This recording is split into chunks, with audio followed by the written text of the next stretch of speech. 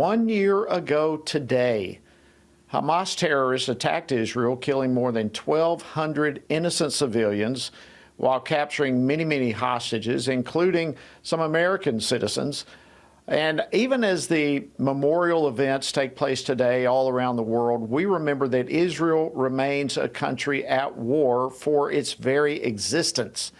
And joining me now to discuss this is Congressman Mark Alford. He serves on the House Armed Services Committee as well as the Ag Committee. He represents the 4th Congressional District of Missouri. Congressman Alford, always great to have you. Welcome back to Washington Watch. Thank you, Jody. God bless you on this day that we commemorate all those lives lost, innocent lives in Israel, including 43 Americans. Yeah, it's incredible to think. You know, I don't know about you, but it's hard for me to believe it's already been a year. I remember it like it was yesterday, and yet it was October 7th. It's just amazing. So much water under the bridge over this past year. Let's start with this. Your thoughts as we remember the October 7th attacks. Well, Jody, I think it's like any memorable event that is a hallmark, a defining moment in history.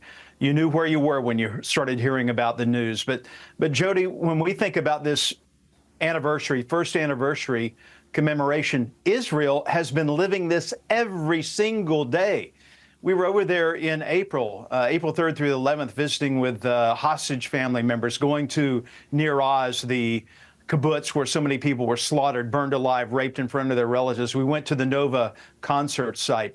And the one thing that I gleaned from all of this as we look at some of the video from that day and some of our trip there to Nir Oz there, you're looking at the places that are still burned out, left there as a memorial to those who died. The one thing that I gleaned from this that will never leave me is that folks in Israel live this every day. Every day for them is October 7th, 2023. And while we have now gone 1 year, nothing has changed for them. They are still being assaulted at all sides from Islamic terrorists who want them dead. And that is something we need to take heart today, to resolve to stand by Israel, to not let any light shine between us and them. The way it's been since 1948, and Harry S. Truman from Missouri helped the United Nations guide Israel into a nation state. We've got to make sure that we tell everyone that Benjamin Netanyahu is an ally of the United States, that we stand by them and we will help them finish the job of eradicating Hamas. Yeah, great point. And, you know, it's again, another head scratcher that we are in a situation where we are having to encourage our own administration to do just what you said. In fact, you have been one of those who have been very outspoken all along in regard to the U.S. Needing to remain steadfast in our support for Israel, our ally, as they are in the fight of their life for peace and security. What would you like to see? I mean, when we talk to this administration, what are you looking for them to do? I'm looking for them to release the armaments that we approved, authorized, and approved, and we're shipping over there, the JDAM precision-guided armaments that could go into the tunnels and take out, surgically remove the remaining 2,000 Islamic terrorists and possibly Sinwar, the mastermind behind this. I'm looking for this administration to get behind Benjamin Netanyahu instead of playing footsie and trying to play both sides. This is not a both sides of the deal thing for America. This is supporting Israel because I guarantee you one thing, Jody, we are the great Satan in their eyes. Israel is the little Satan, and when they're done with Israel, they're coming after us, if not before then. We have got to make sure that we are on our knees praying, but we are standing up in defense of Israel.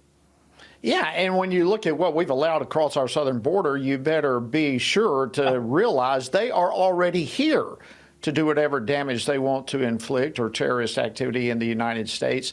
You know, and we have watched, not only for the year, really for the last 4 years, almost 4 years, continual weakness and appeasement on the world stage by the Biden-Harris administration, or the Harris-Biden administration, however how you want to describe this. Do you see any change whatsoever? Are you hearing anything that gives you any encouragement that this administration is going to do what they said they would do. You said that we are they're still withholding armament from Israel. Is that for real? Is none of that stuff has been delivered yet, to your knowledge? Some of it has, but the important armaments that need to go to the IDF to finish off the job, they're holding on to them. Look, we have authorized and appropriated the funds in the supplemental package for this to happen, and they are tying the hands of the Israelis, the hands of the IDF, so they can't finish their job. You know, they also got this humanitarian pier going. You remember the humanitarian pier? I think it was $200 million. Oh, yeah. The Biden administration, it did not work. As we told them, it would not work. The Hamas terrorists are holding 90% of all the humanitarian aid that comes in and only giving 10% to their people. They use the Palestinian people, the people in Gaza, as human shields. They build tunnels and launch missiles and rockets from hospitals and homes. And the reality is that the Hamas leadership does not care about the people of Gaza, and sending more humanitarian aid that's simply going to be used as a tool for their propaganda is not working. We've got to wake up. Yeah, let me play a quick clip for you. This was Kamala Harris on 60 Minutes. Play clip 1 for me, if you would. Do we have a real close ally in Prime Minister Netanyahu? I think, with all due respect, the better question is, do we have an important alliance between the American people and the Israeli people? And the answer to that question is yes. Wow. Your reaction to that, what in the world is she trying to say there? You know, in the New Testament, Jesus talks about being lukewarm. And I think he would rather us as Christians either be doing something, be active, hot for Christianity, and hot for spreading the gospel, or just do nothing and be out of the picture, get out of the way. But don't be on the fence. Don't be tepid, because God will spew you out of his mouth. I feel like spewing Kamala Harris out of my mouth. This tepid, disgusting answer that creates doubt and uncertainty between our relationship and Israel. I never thought I would see someone running for president say something like this. This should automatically disqualify her from even running. And yet the progressive liberal Democrats in this country don't see our relationship with Israel as something to be cherished and fought for. They would rather have the votes in Michigan and Minnesota from the people in the Islamic community there, who they're afraid of losing congressional seats and possibly electoral votes, that they are willing to turn their back on Israel. That is disgusting. Yeah, I think you may have just hit the nail right on the head with that. I mean, this seems to be more of a political answer than an answer of reality. And as you said, it does nothing but cast doubt on our relationship with the leadership of Israel. And if there is not a good relationship between the leadership of Israel and the United States, then there's no good end to where this thing can be. It's just stunning to me to look at. Thank you so much, Congressman Mark Alford. It's always great to have you on the program. Thanks for all you do and for representing Missouri and our country. We deeply appreciate it. Thank you. It's my honor to serve. Thank you.